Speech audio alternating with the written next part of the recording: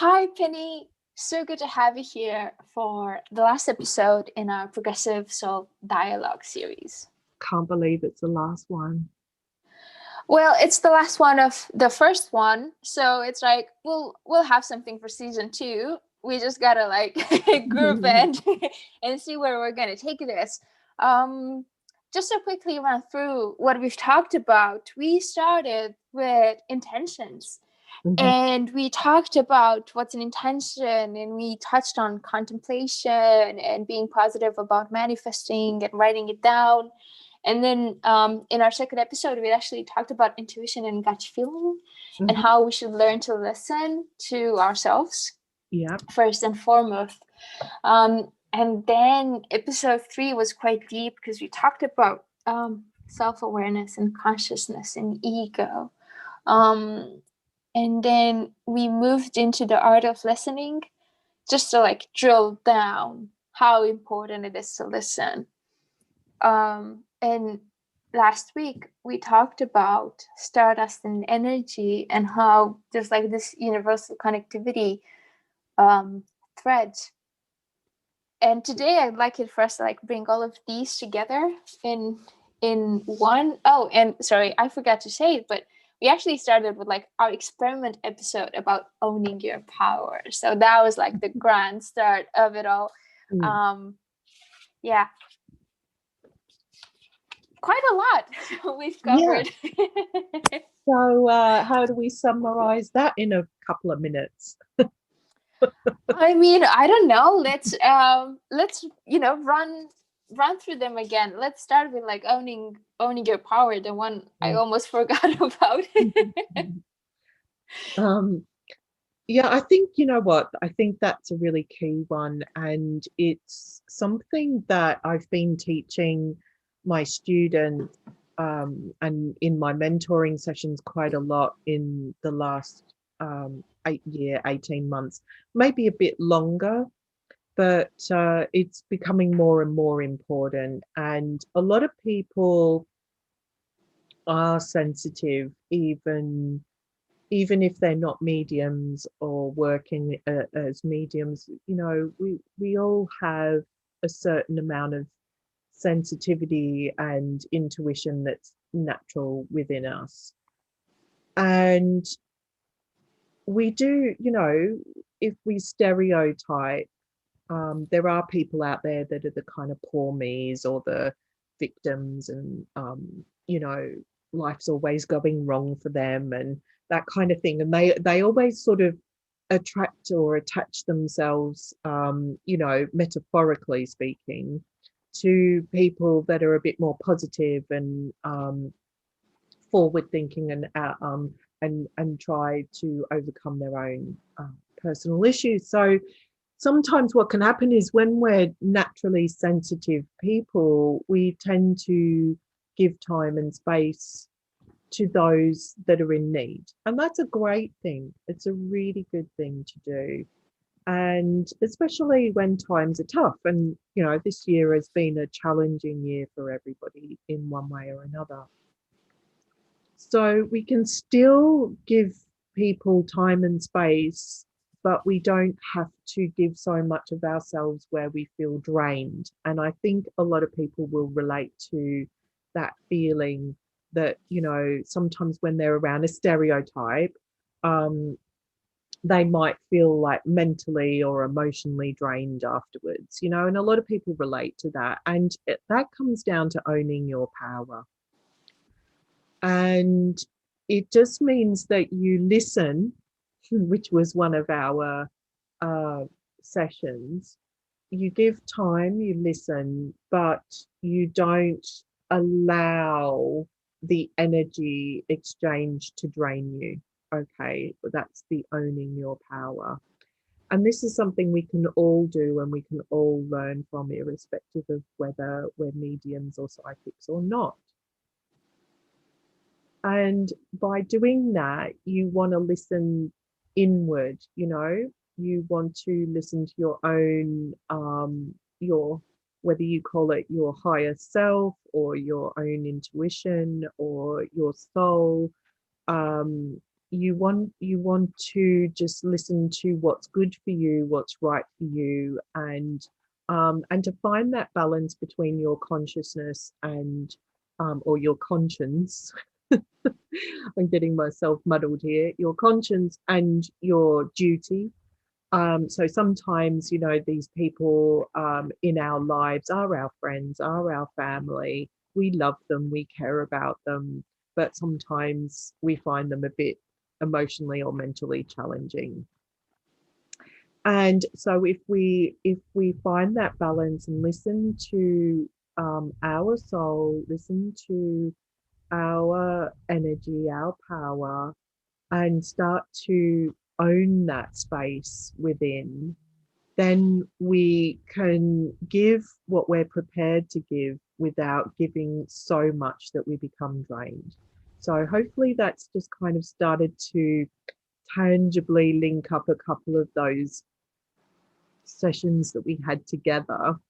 And as I say that, it also just reminds me about the fact that we're all connected, which was another episode that we talked about with the stardust and the universe and the consciousness. So we all connect together through the universal energy, um, through matter, through energy, and we are all connected through thought as well. So the more positive thoughts that we put out there, the more we attract back to us, the more that we invest in ourselves, the more we harmonize with the same sort of things in other people, in what we want to attract towards ourselves, in the universal energy. And the universal energy could also be considered a God force. And it runs through us all. So therefore, it connects us all together, as do our thoughts. And so, another good thing we can really do in just coming back to the scenario of giving what we want to give, and not being drained by perhaps people that are in need, is to also just maybe create a little bit of time in our day to just send really positive thoughts to those people, because they need some kind of a healing, or they need some support from the universe, and you can help them by one of the best ways, apart from listening to them and being there as a friend, a daughter, or whatever relation you may be to the person, is to also just take a little bit of time to send out positive healing thoughts to that person and ask the universe to provide. And you might be pleasantly surprised at the change that may start to happen over the course of time. So it's something that you can take a little time to do that doesn't drain you, is mentally and emotionally positive for you as well as for those that you care for, without it being draining, and it's rewarding as well. So we can do a lot really without it being invasive, or without it being time consuming. And the more that we consider our thoughts, whether it be towards ourselves or towards others, and the more mindful we become of those thoughts, then we start to observe where we can improve, because we can all improve. No one's perfect. And so when we start to listen to that internal dialogue, we might find that we're subconsciously um, hindering ourselves in certain aspects of our life. So when we notice that, we can then do something about it. So the hardest step is usually becoming aware of that. Once you become aware of that, then you can actually do something about it, and your choice is to do or not do. That's a huge choice. We gotta Mm, make quite some responsibility in there. Um, but I think it ties in really nicely with setting intentions mm, and listening to our intuition. yeah. So let's go there.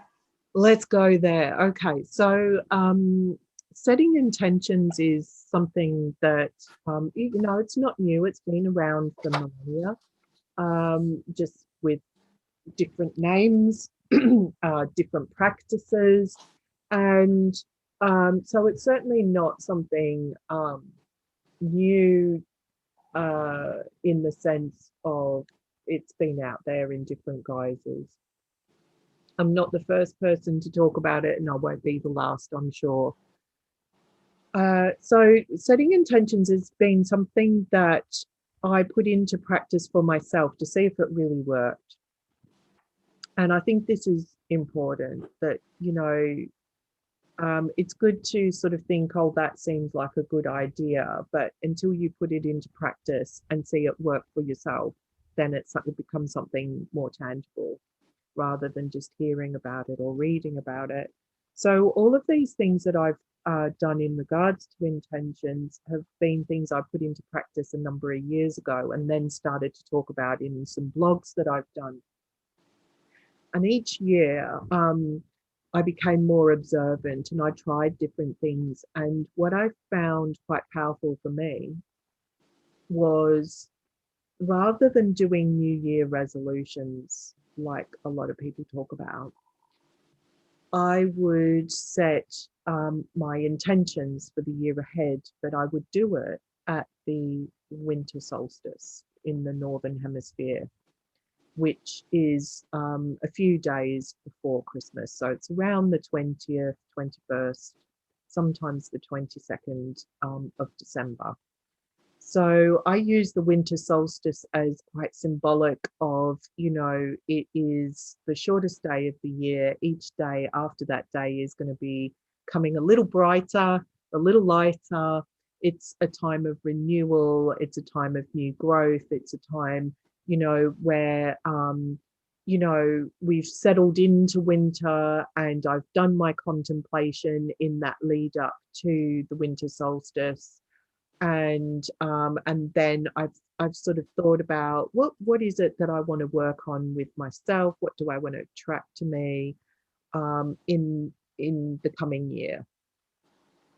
And so I look at all different aspects of setting intentions, the energy of it, what kind of energies, times of year can be quite productive for setting intentions. So personally, the winter solstice has been quite a special time, and but also the new moon I think is a positive time to set intentions. Again, new moon, so it's a time of new growth. It's a time of where the moon is going from um it's called a new moon because it's absent in the sky at that particular time, or seems absent, but each day it grows a little larger until it becomes the full moon. So I find the new moon a positive time, a positive sort of energy to set those intentions. Intentions, I do think, it makes us focus on thought form. So, and we put that thought form, so from contemplation into thought, into words on paper.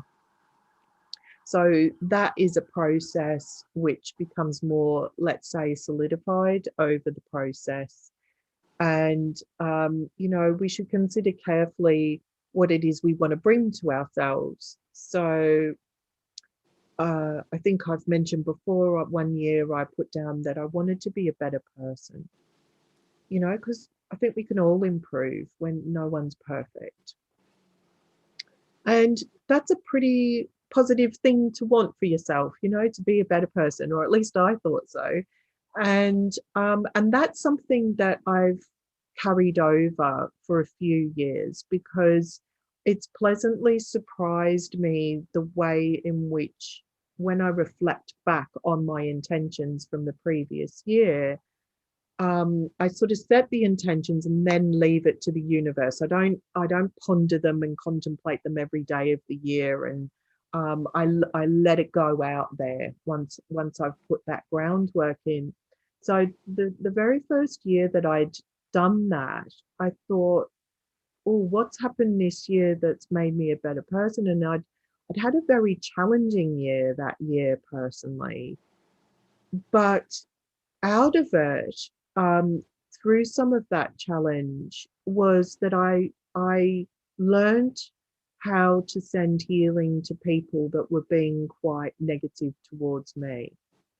And that's not an easy thing to do. It's actually a really difficult thing to do, because your human nature wants to be a victim, or to feel sorry for yourself, or to blame other people, or to accuse, or your human nature will kick in. But that was a really profound thing that year, when I was able to sit and send that healing energy. And when I reflected back, I realized I'd become a better person. And it doesn't have to be in a way that's a show off, or that you go shouting it from the rooftops or anything like that. And I think that's what's really special about intentions, is I try to steer clear of the material world, and I try to look at my personal human nature and spiritual progression in the manifestation of those intentions. And occasionally, just want to make sure that I'm okay in the world while I'm in it. Yeah, we should all definitely strive to be better persons and like set the intentions of being better humans actually. Mm,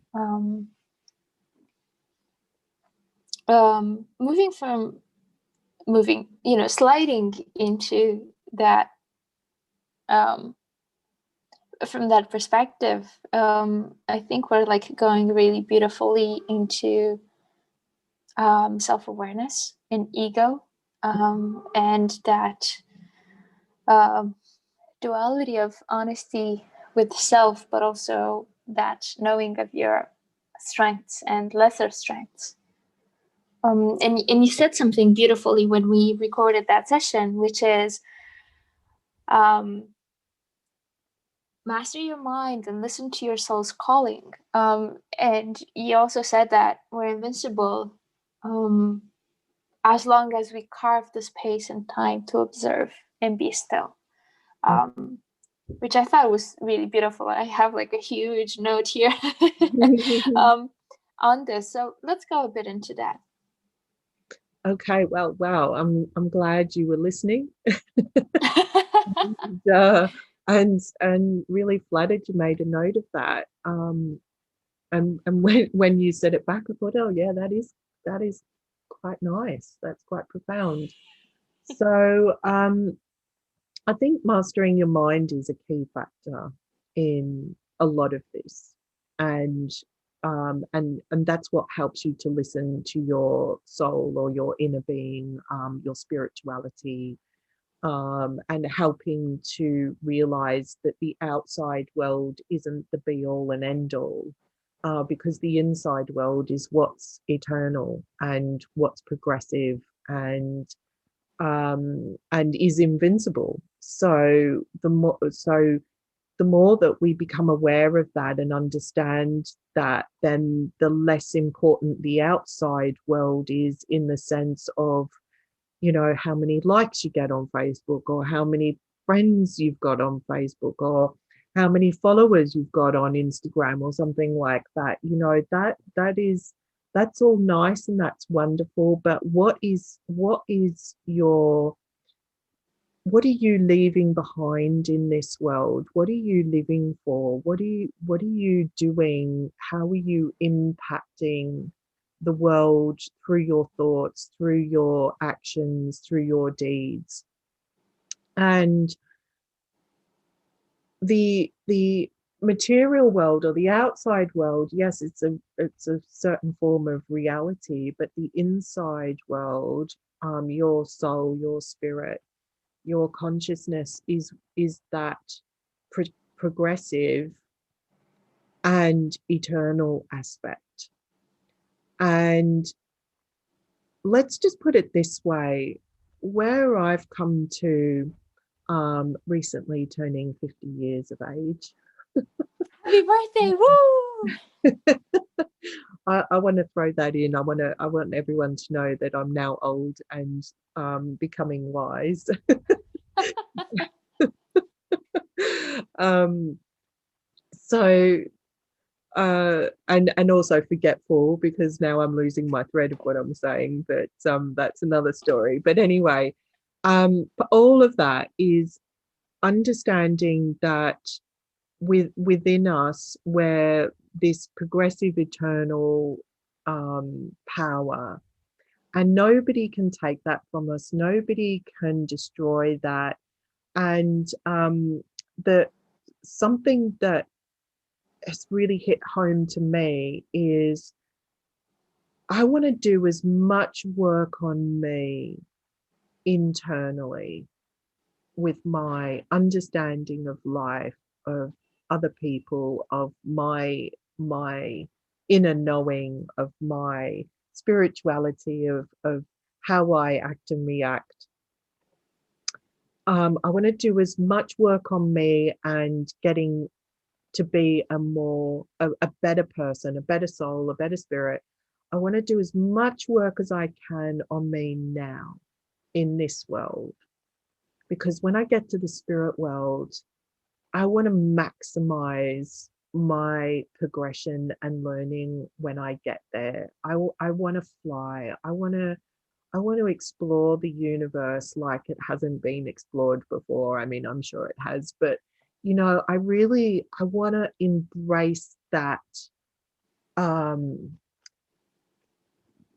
uniqueness of me, but that connection to all things, all life within the universe, to its highest potential, rather than getting to the spirit world full of regrets because I never worked on my poor me, or I never worked on my anger, or I never worked on my um, victim self, or whatever it is. So I kind of, at this ripe old age, or young age to some people, perhaps, I kind of feel like that inner world, that inner work is kind of more important in some ways than whether I've owned my own house or not, as much as I'd like to. Um, Whether I have the latest and greatest technology, whether I've read every book on, I want to read all my books actually, but whatever it might be, it's not about the outside world, it's about the inside world. And because that's what I'm stuck with eternally. Stuck with seems like a burden. Perhaps, I don't Well, know, lucky to have or be. well, it depends on what work you've done with your inner self, doesn't it? True And that. so there is not, let's just say there is no escape from the internal you. And I want to be at peace and care for and nurture my inner self as much as I possibly can now, so that I don't have to work on it as much when I get to the spirit world.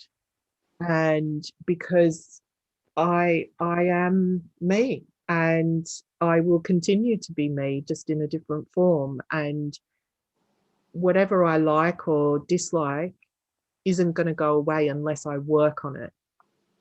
And so I think that's an important thing to remember for everybody. So I've gone deep again, and there we go. But I guess that's an aspect of who I am. No, it's beautiful, and it goes straight in the last part of our conversation for today, which is um, having our soul as our inner compass, Hmm. and that bit about focused thought and how thoughts are energy, and then how we're all connected because it like leads into that. So please. Well, I think, you've just kind of summarized it perfectly, but yeah, I think, um, that soul is the compass aspect, and um, that inner world is more real, really, to me than the outside world. And what I mean by that is the internal world, my soul, my spirit, my thoughts are real, are very real to me, because it's my perception of the outside world. My perception of the outside world is my inner world, right? And so we have a choice in the way we perceive the outside world, and the way we take that in. And the outside world is temporary. I think that's what I'm trying to say, that this earth, this physical world is temporary on the soul's journey. And but yet our soul, our spirit, our consciousness continues, but it expands out into the universe. I mean, the universe is unfathomably large, and I can't even say the word, but it is so huge. I mean, if you try and find Earth in the universe, you know it's stardust. It is a speck. It is minute. So to think that here, like, to think, oh, okay, here we are, and the Earth, it takes 24 hours to fly to the other side of the world, and so on and so forth. Wow, we live on this great big ball, and it's massive, but actually, in the concept of life, in the concept of the universe, it's just a mere speck. And this is just a drop in the ocean of time. That was beautiful. I mean, what can I say after that? Let's bring the session to a close, and please share some words of wisdom to like sum it all up in a nutshell, if possible. It might be like a huge ask. Well, I thought I just did that. Gee, you're always testing me, I think. But listen, I think the most important thing is be you, be happy with you, do your inner work, and your outside world will start reflecting back that inner work. So, whether you do um, coaching sessions with people to help you on that inner journey, or whether you do mindfulness, whether you do meditation, whether you go walking in nature and just like be at one in that moment with all life, whatever form it works for you, whether it's in a more constructive way, or a more manufactured way, or whether it's in a more natural way, whatever way works for you, find it and do it, because we're all unique, and just be you.